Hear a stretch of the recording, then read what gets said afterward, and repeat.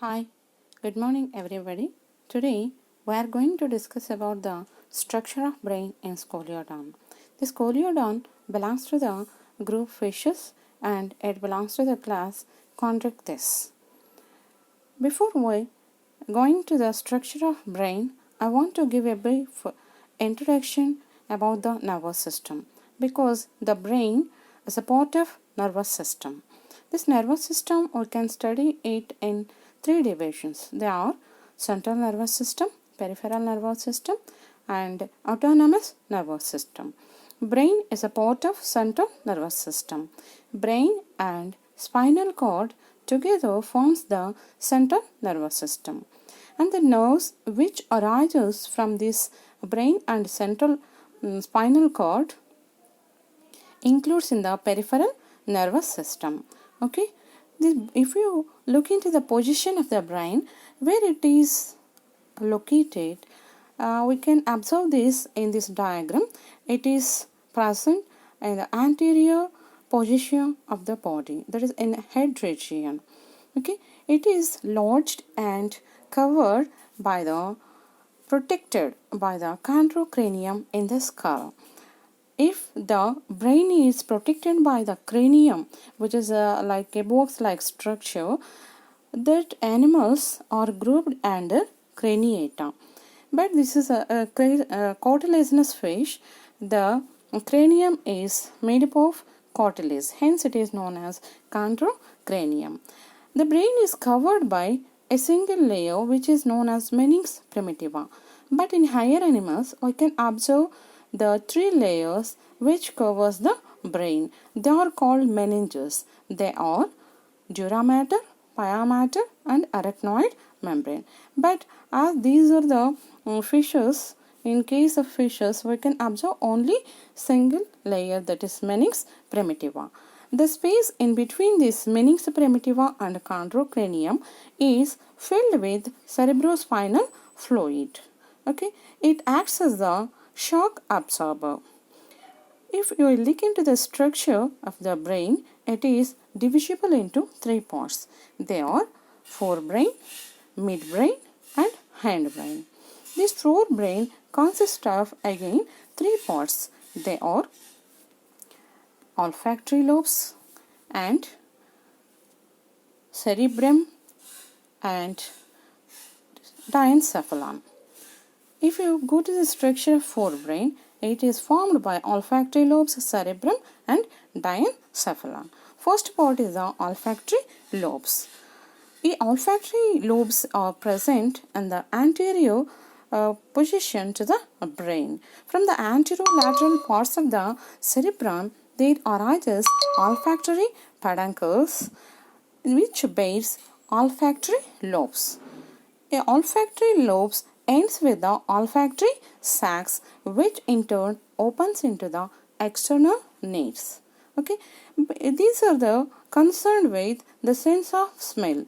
The sense of smell is well developed in case of Scoliodon as it lives in the deep waters. Okay, this is about the olfactory lobes, and the cavity which is present in the olfactory lobes is known as the rhinocele, which opens into the cavities present in the next part, that is cerebrum. Okay, here if you look into this picture, these are the olfactory peduncles, these are the olfactory lobes and these are the olfactory sacs. Okay, these sac-like structures in both sides are olfactory sacs. These are concerned with the sense of smell, and the cavity present in the olfactory lobes is known as rhinocele. Next, we will move on to the second part of the forebrain, that is what is known as cerebrum. This cerebrum is, if you look into the structure of cerebrum, it is rectangular in shape and undivided structure. On the mid-ventral part of the cerebrum, there arises a small neuropole from which the pre-olfactory nerves arises and supplies to the olfactory lobes. The roof of the cerebrum is thin and forms the pallium, and if you look into the floor, it is thick and forms the corpora striata, which are the nerve fibers. Okay, a band of nerve fibers which is present on the floor of the cerebrum. This is about the cerebrum, and it is concerned with the memory, intelligence, and voluntary actions of the body. It also governs the voluntary actions of the body. The cavity present in the cerebrum is known as ventricles, that is lateral ventricles or paracells. It is undivided on external side, but at inner side the cavity is divided into two by a septum. Hence the cavity has two cavities, that is the two paracells are present, which are also known as first ventricle and second ventricle. Okay, if you look into the ventral part of the cerebrum in this picture, this cerebrum is in which shape? It is rectangular in shape, and the ventral midpart there arises a neuropore is present, from which there arises pre-olfactory nerves, which is supplied to the olfactory lobes. Okay, and the structure, if you look into this structure, this is in triangular shape and it is undivided. Okay, we will move on to the next part, that is diencephalon, which is the last part of the forebrain. Okay, this diencephalon is dorsally covered by forward prolongation of the cerebellum. If you look into the structure of cerebellum, it is actually prolongs forward and covers both the midbrain, this is the cerebellum. It also covers, this is the midbrain, these structures. It also covers the midbrain and diencephalon, which is the end part of the forebrain. Okay, then the dorsal part of the diencephalon forms the anterior choroid plexus. It is very thin and it forms the folds and supplied with number of blood vessels and forms the anterior choroid plexus. It also contains pineal stalk on the dorsal side. On the dorsal side also presence of anterior commissure, which connects the brain left and right halves of the brain. This is about the dorsal part of the diencephalon. Okay, next we will move on to the what is known as ventral side of the diencephalon. Okay, the ventral side of the diencephalon is known as hypothalamus, which is very thick, and from this it sends a large infundibulum which ends with a hypophysis. This hypophysis also known as the pituitary gland. Either side of the infundibulum, this is infundibulum, this central part is the infundibulum, this one. Okay, this is infundibulum. On either side of the infundibulum, there is a presence of lobi inferiors. These rounded structures are what is known as lobi inferiors. It ends with the distal end with saci vasculosa. Okay, optic chiasm also present on the ventral side of the diencephalon, which is as a result of a crossing of optic nerves. Okay, this is about the ventral part of the diencephalon. The cavity present in the diencephalon is known as diocele, or it is also known as third ventricle. First and second ventricles are present in the cerebrum, which opens into the diocele through a small aperture, which is known as the foramen of Monro. Okay, this is about the diocele, and it also controls all the metabolic activities of the body.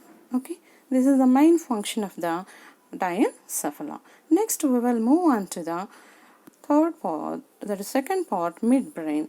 Midbrain consists of optic lobes and crura cerebri. This is dorsally covered by a forward prolongation of the cerebellum. Already we discussed. Next, crura cerebri connects the forebrain and hindbrain at the ventral side as a nerve band which is present on the ventral side. It connects the forebrain and hindbrain at the ventral side. That is known as crura cerebri. Next, we will move on to the last part of the brain, that is hindbrain. It is formed by two parts. They are cerebellum and medulla oblongata. First part is the cerebellum. Already we have discussed that the cerebellum is large in size. It extends forwards and also backwards. It extends forwards and it covers the midbrain and also the diencephalon, which is the last part of the forebrain, and that also covers backwardly, which is known as the next part, medulla oblongata. Hence, it is concerned with the equilibrium of the body. It is very well developed. It is very much needed as the fish swims in the water. Okay, and also this is thrown out into many folds. Two transfer furrows divides this cerebellum into three lobes. There is the presence of lateral hollow outgrowths which are known as corpora restiformia. We will see this in the diagram. This is the cerebellum. Okay, this cerebellum has many folds. We can observe this many folds, and two transverse furrows divides it into three lobes. Okay, this one, and this one. And also on either side of the cerebellum there is a presence of hollow corpora restiformia. Okay, these are the corpora restiformia. It is concerned with the equilibrium of the body. Okay, the cavity present in this cerebellum is known as metacele. Metacele. Next part of the hindbrain is last part, that is medulla oblongata. It is triangular in shape and it continues as a spinal cord and go into the vertebral column. The dorsal part forms the posterior choroid plexus, as in case of diencephalon we can observe that is the anterior choroid plexus. The wall of this dorsal part is very thin and forms many folds and richly supplied with many blood vessels and forms the posterior choroid plexus. This is the last part of the brain, that is the hindbrain and also brain. Let us move on to the cavities of the brain again. Okay, the olfactory lobes is the first part of the forebrain. The cavity present in this is known as rhinocele. The second part of the brain is cerebrum. The cavity is present in this known as lateral ventricles. Lateral ventricles, or it is also called as first and second ventricles. In the diencephalon, the cavity is known as diocele, or it is also known as third ventricle. These two are, there is the first and second ventricle and the third ventricle are connected through a aperture which is known as foramen of Monro. Okay, the cavity present in the optic lobe is known as aptocele, and the next part, cerebellum cavity, is known as metacele, and the last cavity which is present, that is the fourth ventricle, myelocele, which is present in the medulla oblongata. Okay, the iter, a tube-like structure, is present in the mid part of the brain. It connects the third ventricle, that is diocele, and the myelocele, which is present in the last part of the brain, that is medulla oblongata. Okay, this aptocele and metacele also opens into the iter. Okay, this is about cavities of the brain. Next we will move on to the, okay, this also table also shows the different cavities present in the different parts of the brain. First one is olfactory lobes. The cavity present in the olfactory lobes is known as rhinocele, and the second part is cerebrum. The cavity present in this is known as a paracele, and the diencephalon. As the third part, the cavity present in this is known as the diastole or third ventricle. The cavity present in the optic lobes is known as aptocele. And the cerebellum, the cavity present in the cerebellum is known as a metacele, and the cavity present in the medulla oblongata is known as myelocele, which in turn it is also known as fourth ventricle. This third ventricle and fourth ventricle are connected by a tube-like structure which is known as the iter. These aptocele and metacele, both these cavities opens into the iter. This is about the cavities of the brain. All these cavities are filled with the cerebrospinal fluid. Okay. Next, we will look into the functions of the brain. Now, of course, before that, these are the pictures showing this is a dorsal part of the brain. First picture shows the dorsal part of the brain. In the dorsal part, we can observe this is cerebrum.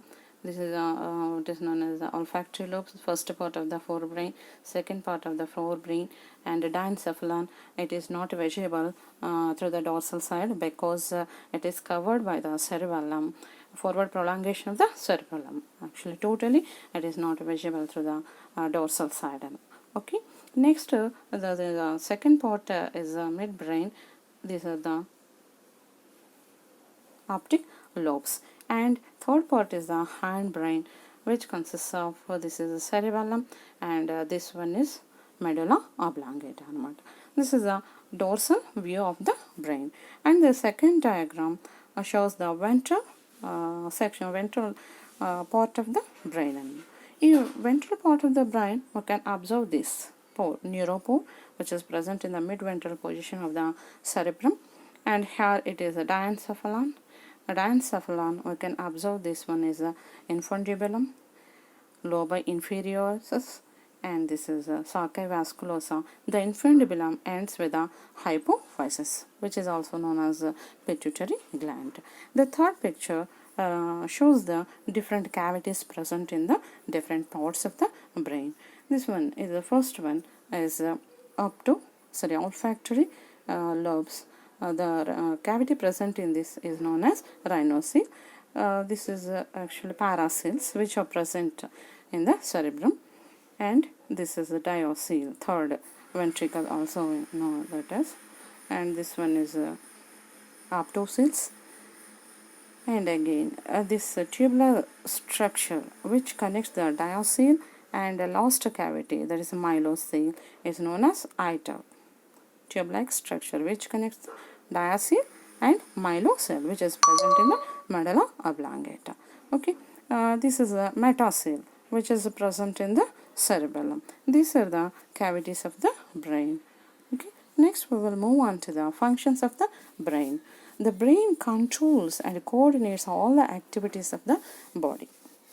Each and everything, if you want to do anything, that is controlled by the brain.